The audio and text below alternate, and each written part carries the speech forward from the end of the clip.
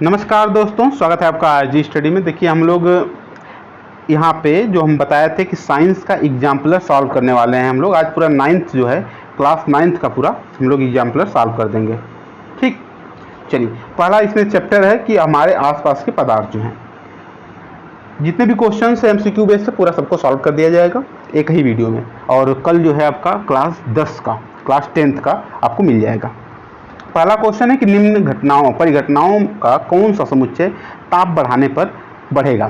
तो ताप बढ़ाने पर कौन कौन सा बढ़ेगा, तो आपका हो जाएगा ऑप्शन नंबर सी। इसमें वाष्पन, विसरण और गैसों का प्रसार। वाष्पन में जैसे ताप बढ़ेगा तो वाष्पन की क्रिया बहुत तेज होती है। इसके बाद विसरण की क्रिया भी बहुत तेज होती है। जो तापमान बढ़ाने पर गैसों का प्रसार भी बहुत तेज होता है। ठीक है, चलिए अगला क्वेश्चन है, नेक्स्ट 2 नंबर क्वेश्चन है कि सीमा ने एक प्राकृतिक गैस संपीड़न इकाई का निरीक्षण किया तथा पाया कि ताप एवं दाब की विशिष्ट परिस्थितियों में गैस को द्रवित किया जा सकता है। अपने अनुभव को मित्रों के साथ बांटते हुए वह भ्रमित हो गई कि द्रव के लिए परिस्थितियों के सही समुच्चय को पहचानने में उसकी मदद कीजिए। क्या होगा उसमें से, तो आपका हो जाएगा आंसर सी, निम्न ताप, उसके बाद उच्च ताप हो जाएगा। ठीक, ऐसे 11 स्टेटमेंट बेस पे भी क्वेश्चन बन रहे हैं यहाँ पे इस समय जो भी रेलवे का एग्जाम हो रहा है। 3rd नंबर क्वेश्चन है कि तरल में प्रवाह का अद्वितीय गुण होता है। इसमें कौन सा अद्वितीय गुण होता है, निम्न में से कौन सा कथन सही है। इसमें आंसर हो जाएगा आपका सी, गैस तथा द्रव तरल के समान व्यवहार करते हैं। गैस तथा द्रव जो है क्या है, तरल के साथ समान व्यवहार करते हैं। ऑप्शन नंबर क्वेश्चन 4 है कि ग्रीष्म काल में जल को मिट्टी के बर्तन में रखने पर किस परिघटना के कारण वह ठंडा हो जाता है। आप लोग जानते हैं घड़ा में पानी भरा जाता है गर्मियों के दिनों में, तो किस के कारण होता है, वाष्पन के कारण जो है जो पानी ठंडा हो जाता है। नेक्स्ट क्वेश्चन देखेंगे, 5 नंबर क्वेश्चन है कि आपका कि कुछ पदार्थों को उनके कणों के मध्य आकर्षण बलों के बढ़ते हुए क्रम में व्यवस्थित किया गया है। निम्नलिखित में से कौन सा सही व्यवस्था को निरूपित करता है। तो आंसर हो जाएगा 5 का हो जाएगा सी, ऑक्सीजन, जल और शर्करा। यहाँ पे इसका जो पीडीएफ है टेलीग्राम पे मिल जाएगा, आरजी स्टडी ऑफिशियल, नीचे डिस्क्रिप्शन में लिंक है, वहाँ से आप पीडीएफ को डाउनलोड कर सकते हैं, प्रिंट करा सकते हैं, बार बार इसे पढ़ सकते हैं। चलिए अगला क्वेश्चन है कि 6 नंबर क्वेश्चन है कि 25 डिग्री, 38 डिग्री और 66 डिग्री सेल्सियस को केल्विन मापक्रम में परिवर्तित करने पर इन तापक्रमों का सही अनुक्रम क्या होगा। तो जानते हैं कि आप जब चेंज करते हैं फॉर्मूले से तो आपका हो जाएगा यहाँ पे आंसर 298 केल्विन, 311 केल्विन और 339 केल्विन में चेंज हो जाएगा। 25 आपका 298 में, 38 आपका 311 केल्विन में और 66 जो है 339 केल्विन में चेंज हो जाएगा। नेक्स्ट है 7वां नंबर है कि निम्नलिखित में से कौन सा कथन सही है आपका, उसका चयन करना है। ठीक है, तो इसका देखिए कि ये पहला, दूसरा और तीसरा गलत है और केवल दूसरा सही है। वाष्प का द्रव अवस्था से गुजरे बिना ठोस में रूपांतरण ऊर्ध्वपातन कहलाता है। जैसे कपूर की बात करेंगे तो जो वहाँ पे ठोस है डायरेक्ट वो वाष्प में बदल जाता है, उसे हम लोग क्या कहेंगे, ऊर्ध्वपातन की क्रिया वहाँ पे होती है। नेक्स्ट है 8 नंबर क्वेश्चन है कि डाई एथिल ईथर एसीटोन तथा एन ब्यूटिल एल्कोहल के क्वथनांक क्रमशः 25 डिग्री सेंटीग्रेड और 56 डिग्री सेंटीग्रेड और तथा 118 डिग्री सेंटीग्रेड है। निम्नलिखित में से कौन से क्वथनांकों का केल्विन मापक्रम में सही निरूपण, मतलब ये भी क्वेश्चन नंबर 6 या 7 जो पीछे था उसी में चेंज करने वाला है कि केल्विन में चेंज करना है कैसे। तो इसका आंसर हो जाएगा आपका सी, 308 केल्विन, 329 केल्विन और 391 केल्विन। 9 नंबर क्वेश्चन है कि निम्नलिखित में से कौन सी परिस्थिति जल के वाष्पन में वृद्धि करेगी। तो 9 नंबर का आंसर हो जाएगा आपका ए, जल के तापमान में वृद्धि जो है आपका जल के वाष्पन में वृद्धि करेगी। जैसे जितना ज़्यादा धूप होता है तो वाष्पन की क्रिया बहुत तेज होती है, यही है हमारा आंसर। और फर्स्ट चैप्टर का लास्ट क्वेश्चन है कि निम्नलिखित में से किन परिस्थितियों में हाइड्रोजन गैस के अणुओं के मध्य दूरी बढ़ेगी। तो आपका हो जाएगा 10 का आंसर हो जाएगा सी, 2 और 3, मतलब कि कुछ हाइड्रोजन गैस का पात्र से रिसाव होने पर, और तीसरा है आपका कि हाइड्रोजन गैस के पात्र का आयतन बढ़ाने पर क्या हो जाएगा, हाइड्रोजन गैस के अणुओं का मध्य दूरी बढ़ जाती है। ठीक, चलिए अगला क्वेश्चन है अगले चैप्टर से। अगला क्वेश्चन है अगले चैप्टर से कि क्या हमारे आसपास के पदार्थ शुद्ध हैं। इस क्वेश्चन से आपका कितने क्वेश्चन है, 9 क्वेश्चन है इस चैप्टर से। देखते हैं, पहला क्वेश्चन है कि शुद्ध पदार्थों के लिए निम्नलिखित में से कौन से कथन सत्य हैं, ये हमको चूज करना है। तो इसमें से आपका हो जाएगा पहला, शुद्ध पदार्थों में केवल एक प्रकार का कण होता है। आप सभी लोग जानते हैं शुद्ध उसे ही कहते हैं जो एक तरह का कोई भी चीज़ होता है उसे शुद्ध कहते हैं। तीसरा आपका है यहाँ पे शुद्ध पदार्थों का संगठन सर्वत्र समान होता रहता है। यहाँ पे भी आपका ये भी सही हो जाएगा। तो ऑप्शन नंबर बी हो जाएगा 1 और 3। ठीक है। लोहे से बनी वस्तु में जंग लगने को कहते हैं, क्या कहते हैं वहाँ पे? तो आंसर हो जाएगा आपका सी, संक्षारण, तथा यह एक रासायनिक परिवर्तन है। नेक्स्ट है कि सल्फर तथा कार्बन डाइऑक्साइड का एक मिश्रण है, तो इसमें कौन सा आपका है? यहाँ पर हो जाएगा समांगी एवं टिंडल प्रभाव नहीं दर्शाता है इसमें। बाकी विस्मांगी तथा टिंडल प्रभाव दर्शाता है, समांगी एवं टिंडल प्रभाव दर्शाता है, विस्मांगी तथा टिंडल प्रभाव नहीं दर्शाता है यहाँ पे। और सबसे अगर बात करेंगे कि सल्फर तथा कार्बन डाइसल्फाइड का एक मिश्रण है, समांगी तथा टिंडल प्रभाव नहीं दर्शाता है। समांगी मिश्रण है लेकिन टिंडल प्रभाव नहीं दर्शाता है, ये कथन सही होगा। 4 नंबर चौथा है आपका कि आयोडीन का टिंचर प्रतिरोधी गुण रखता है, यह विलयन निम्नलिखित में से किसको घोलने पर बनता है? तो हो जाएगा 4 का हो जाएगा डी, अल्कोहल तथा आयोडीन को। निम्नलिखित में से कौन से समांगी प्रकृति के हैं? तो हो जाएगा 5 का हो जाएगा सी, क्या? बर्फ और वायु, ये क्या है? समांगी प्रकृति के हैं। अगला क्वेश्चन है 6 नंबर क्वेश्चन है कि निम्नलिखित में से कौन से भौतिक परिवर्तन कौन से हैं? इसमें से कौन से भौतिक परिवर्तन हैं ये बताना है, तो आपका हो जाएगा आंसर लौह धातु का पिघलना, ये भी भौतिक परिवर्तन है। एक लौह क्षण को मोड़ना, ये भी भौतिक परिवर्तन है। और लौह धातु का एक तार खींचना, ये भी भौतिक परिवर्तन है। ऑप्शन नंबर 2 गलत हो जाएगा, भौतिक परिवर्तन नहीं है, लोहे में जंग लगना, ठीक है, रासायनिक परिवर्तन है। नेक्स्ट है कि निम्नलिखित में से रासायनिक परिवर्तन कौन से हैं ये बताना है, तो आपका हो जाएगा आंसर लकड़ी का क्षरण और लकड़ी का दहन, ये दोनों क्या है? रासायनिक परिवर्तन है। नेक्स्ट है कि निम्नलिखित अभिक्रिया के अनुसार पदार्थ ए तथा पदार्थ बी में अभिक्रिया कर तृतीय पदार्थ A2B बनाते हैं। निम्नलिखित में से कौन सा कथन इस अभिक्रिया के संदर्भ में सही नहीं है ये बताना है। बाकी उत्पाद A2B पदार्थ A और B का गुण प्रदर्शित करता है, सही है, बिल्कुल सही है। आपका उत्पाद का सदैव एक निश्चित संगठन होगा, ये भी सही है। इस प्रकार का बना अधिकतर तो ये भी सही है, बाकी तीसरा गलत है, ठीक है। वर्गीकृत नहीं किया जा सकता, इसमें दिया है, बाकी वर्गीकृत किया जा सकता है। 2 रासायनिक स्पीसीज X एंड Y आपस में संयुक्त होकर उत्पाद P बनाते हैं, तो जिसमें 2 X तथा Y दोनों उपस्थित हैं, X तथा Y को सरल रासायनिक अभिक्रिया द्वारा सरल पदार्थों में नहीं तोड़ा जा सकता है। निम्नलिखित में से कौन सा कथन X, Y तथा P स्पीसीज के संदर्भ में सत्य है ये बताना है, तो आपका आंसर हो जाएगा आपका कि P एक यौगिक बिल्कुल सही है, और X तथा Y एक तत्व बिल्कुल सही है भी, P एक निश्चित संगठन ये भी सही है। बाकी X, Y एक यौगिक गलत है, दोनों यौगिक नहीं, ठीक है, एक तत्व है।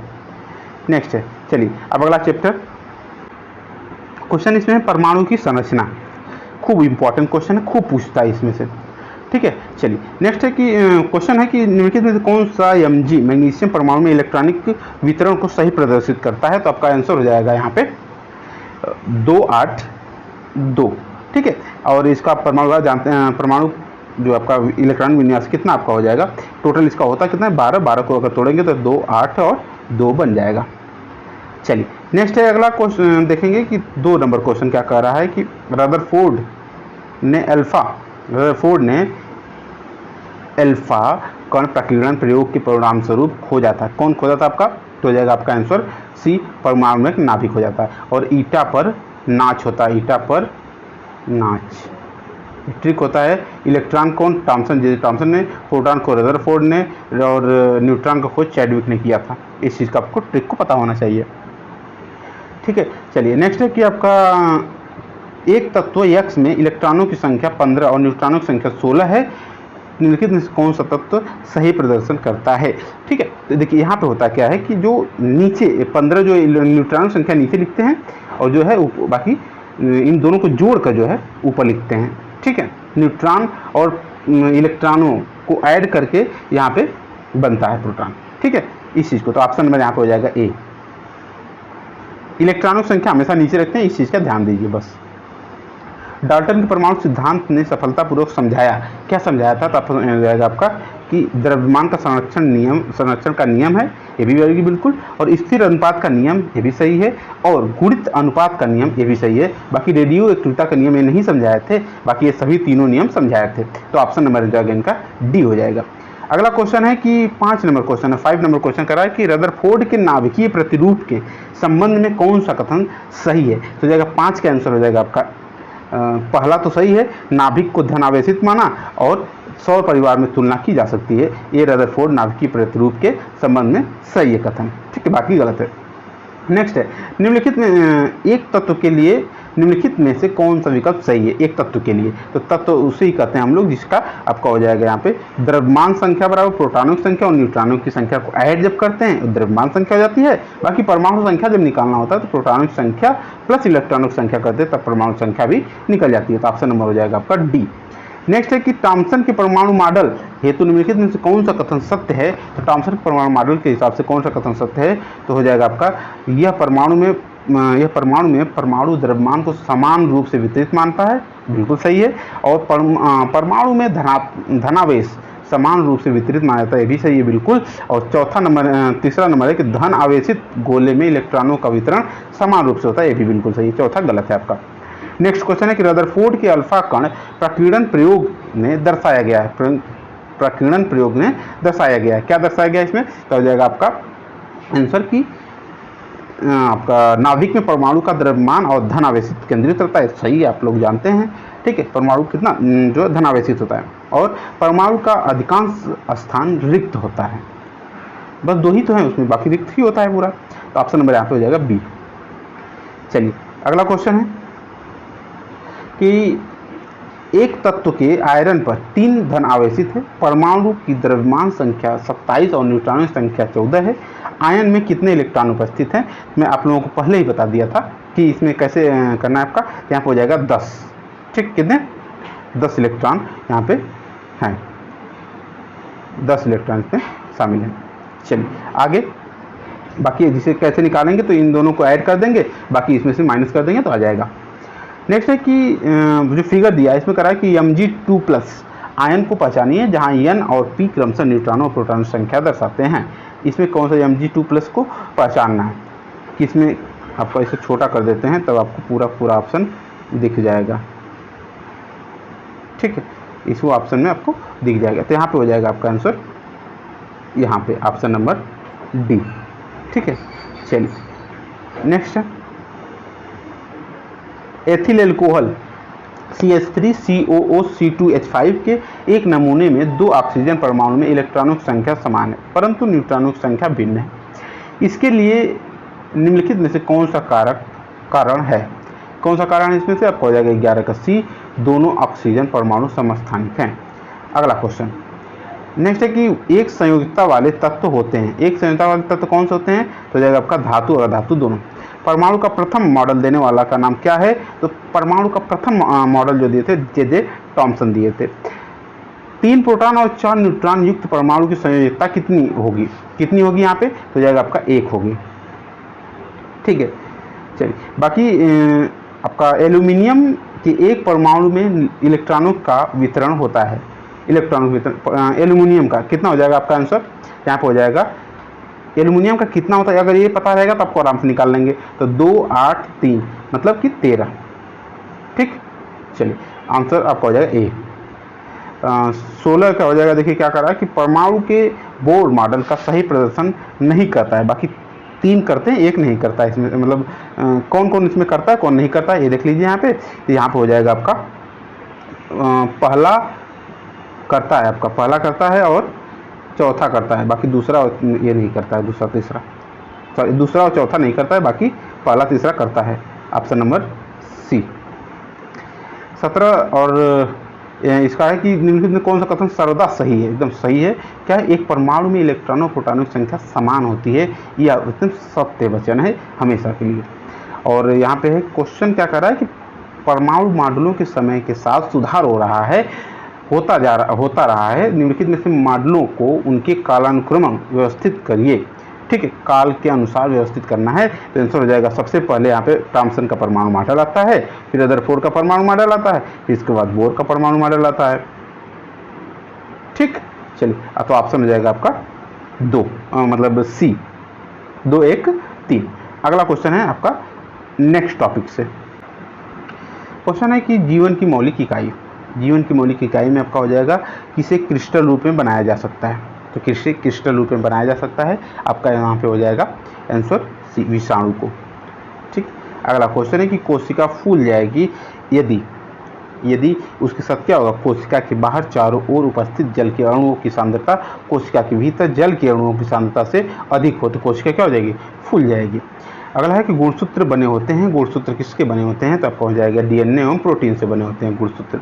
अगला है कि इनमें से कौन सा कार्य राइबोसोम का नहीं है, इसमें से कौन सा कार्य राइबोसोम का नहीं है, तो यहाँ पर हो जाएगा आपका यह हार्मोनों के निर्माण का सहायता करता है, ये भी नहीं काम इसका है, और यह मंड स्टार्च अणुओं के निर्माण में सहायता करता है, ये भी इसका कार्य नहीं। ऑप्शन नंबर सी आंसर हो जाएगा।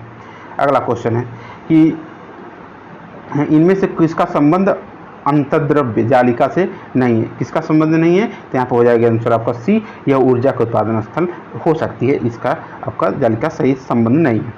ठीक है, चलिए अगला क्वेश्चन है 6 नंबर की परासरण की कुछ परिभाषाएं नीचे दी गई हैं, इसे सावधानी को पढ़िए और सही परिभाषा चुनिए। आंसर आपका हो जाएगा यहाँ पे अर्धपारगम्य झिल्ली से होकर जल के अणुओं का अधिक सांद्रता वाले क्षेत्र से निम्न सांद्रता वाले क्षेत्र की ओर जाना है, क्या कहलाता है आपका, परासरण कहलाता है। अगला क्वेश्चन है कि पादप कोशिका में जीवद्रव्य कुंचन को इस तरह परिभाषित किया जाता है, किस तरह परिभाषित किया जाता है, तब हो जाएगा अल्प परासारी माध्यम में कोशिका द्रव्य का सिकुड़ना। ठीक है, चलिए किसके चारों ओर एक कल झिल्ली का आवरण होता है इनमें से, तो आपका हो जाएगा रसधानी के। अगला है कि गलत वाक्य को ढूंढिए, गलत वाक्य को ढूंढना है कि गोल्जी उपकरण लाइसोसोम के बनने में शामिल होता है, गलत है, शामिल नहीं होता है, बाकी सब सही है, पढ़ लीजिएगा आप लोग, पीडीएफ को मिल जाएगा टेलीग्राम पे। सही वाक्य को ढूंढिए, सही वाक्य में क्या है आपका है कि लाइसोसोम में भरे हुए एंजाइम रुच्च अंतर्द्रव्य जालिका RER से बने होते हैं, बिल्कुल सही है। अगला क्वेश्चन है कि कौन सा कोशिकांग कोशिका के अंदर विषैले पदार्थ एवं औषधि ड्रग्स को आविष्कृत करने में मुख्य भूमिका निभाता है, तो आपका हो जाएगा आंसर सी, चिकनी अंतर्द्रव्य जालिका। नेक्स्ट है कि कोशिका झिल्ली निर्माण के लिए आवश्यक प्रोटीनों एवं लिपिड का उत्पादन निम्नलिखित द्वारा किया जाता है, तो आपका हो जाएगा आंसर रुच्च अंतर्द्रव्य जालिका। नेक्स्ट है प्रोकैरियोट का अपरिभाषित केंद्रक क्षेत्र कहलाता है, क्या कहलाता है, तो यहाँ पर हो जाएगा आपका सी, न्यूक्लिक अम्ल, सॉरी न्यूक्लिक अम्ल केंद्राव कहलाता है, क्या केंद्रकाव कहलाता है, ऑप्शन नंबर डी हो जाएगा। अगला क्वेश्चन है कि कोशिका अंगक जो सरल शर्करा को जटिल शर्करा में बदलने में शामिल होता है, अंश क्या कहलाता है आपका, गोल्जी उपकरण कहलाता है। निम्नलिखित में से राजधानी का कार्य नहीं है, इसमें से कौन सा राजधानी कार्य नहीं है, तो गमन राजधानी कार्य नहीं है, बाकी सब है। अमीबा जिस प्रक्रिया के द्वारा भोजन प्राप्त करता है वह कहलाता है, क्या कहलाता है आपका, हो जाएगा अंतः कोशिकता। नेक्स्ट है 17 नंबर क्वेश्चन है कि निम्नलिखित में से किसकी कोशिका भित्ति सेलुलोज से नहीं बनी होती है, तो आंसर हो जाएगा आपका 17 का ए, जीवाणु की। चलिए नेक्स्ट है कि सिल्वर नाइट्रेट का घोल किसी एक के अध्ययन के इस्तेमाल होता है, किसके अध्ययन में इस्तेमाल होता है, तब हो जाएगा गोल्जी उपकरण के। और केंद्रक के अलावा वह अंगक जिसमें डीएनए होता है क्या कहलाता है, आपका हो जाएगा माइटोकॉन्ड्रिया कहलाता है। नेक्स्ट है कि किसको कोशिका की रसोई कहा जाता है, तो आप जानते हैं इस चीज़ को, हरित लवक को। चलिए नेक्स्ट है कि कोशिका में लिपिड अणुओं को निम्न के द्वारा संश्लेषित किया जाता है, किसके द्वारा संश्लेषित किया जाता है, तो आपको हो जाएगा 21 का आंसर हो जाएगा सीधे सीधे ये, चिकनी अंतर्द्रव्य जालिका। नई कोशिका का निर्माण पूर्व स्थित कोशिका से होने की बात किससे बताई, तो हो जाएगा आपका बी, विर्चो ने बताई, किसने, विर्चो ने। कोशिका सिद्धांत निम्न द्वारा प्रतिपादित किया गया, किसके द्वारा किया गया था, स्लाइडन एवं स्वान द्वारा, दो वैज्ञानिक थे। नेक्स्ट है कि प्रोकैरियोटिक कोशिका में दिखने वाला एकमात्र कोशिका अंगक कहलाता है, क्या कहलाता है, आपका हो जाएगा 24 को बी, राइबोसोम। वह अंगक जिसमें कोशिका भित्ति नहीं होती है क्या कहलाता है, आपका हो जाएगा राइबोसोम। यहाँ पर हो जाएगा 1 माइक्रोमीटर बराबर कितना होता है, आप लोग जानते हैं 10⁻⁶ मीटर। इसके बाद जाएगा लाइसोसोम उत्पन्न होते हैं, कहाँ से उत्पन्न होते हैं, गोल्जी उपकरण से। सजीव कोशिकाएं निम्न द्वारा खोजी गई थी, किसके द्वारा खोजी गई थी, यहाँ पर हो जाएगा आपका 28 का सी, यहाँ पर हो जाएगा ल्यूवेनहॉक द्वारा। निम्नलिखित में से आपका हो जाएगा क्वेश्चन है, लास्ट क्वेश्चन इसमें है कि निम्नलिखित में से कथनों को विसंगत कथन को चुनिए, कौन सा कथन विसंगत है। पादपों में कोशिका झिल्ली की काइटिन शर्करा होती है, गलत है, बाकी बिल्कुल तीनों सही है। पीडीएफ दे दिया जाएगा, आप लोग पढ़ लीजिएगा, यहाँ पे फ्री ऑफ कॉस्ट है, ये पूरा का पूरा एनसीईआरटी है हमारा, इसमें कोई पीडीएफ नहीं है। देखिए पूरा लिखा भी, आप उसके वेबसाइट पर जाके भी डाउनलोड कर सकते हैं, आप टेलीग्राम में सेंड कर दें, वहाँ से भी डाउनलोड कर सकते हैं। ठीक है, चलिए अगला क्वेश्चन देखिए। अगला क्वेश्चन आपको यहाँ पे देखने को मिल जा रहा है ये छोटे छोटे पार्ट बना दे रहा हूँ, 2 पार्ट। इसका ये पार्ट 1 है आपका, इतने ही 19 मिनट का ही लगभग, ये 20 मिनट का है लगभग, ये पार्ट 1 है। आपका पार्ट 2 भी लगभग इतना ही आपका रहेगा, वो भी कुछ देर में आ जाएगा। आपको पहले इसको देख लीजिए ध्यान से 2 बार, और फिर उसके बाद उसको देख लीजिएगा। 9 का 2 पार्ट, 2 का 10 का 2 पार्ट आपको मिल जाएगा तुरंत। ठीक है, चलिए वीडियो देखने के धन्यवाद, लाइक कर दीजिएगा और सब्सक्राइब कर लीजिएगा नए हैं तो। Thank you.